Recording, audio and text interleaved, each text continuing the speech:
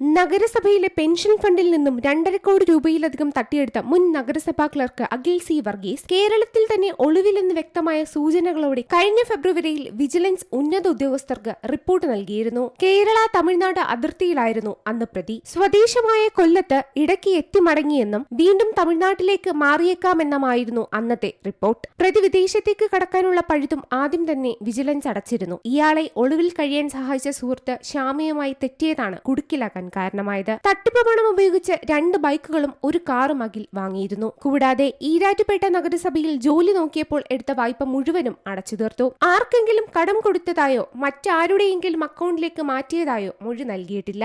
ഒളിവിൽ പോയതിനു ശേഷം സ്ഥലമോ വാഹനങ്ങളോ വാങ്ങിയതിന് ശ്രമം നടത്തിയിട്ടുമില്ല.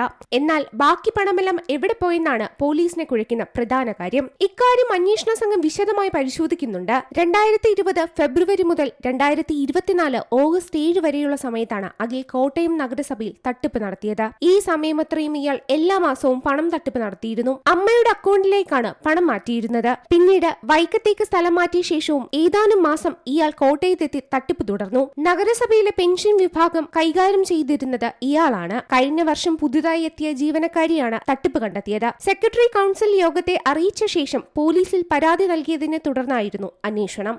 See Malayalam news, Kottayam. ഏറ്റവും പുതിയ വാർത്തകളും വിശേഷങ്ങളും വിരൽത്തുമ്പിലറിയാൻ സീ മലയാളം ന്യൂസ് എല്ലാ ഡിജിറ്റൽ പ്ലാറ്റ്ഫോമുകളിലും ലഭ്യം.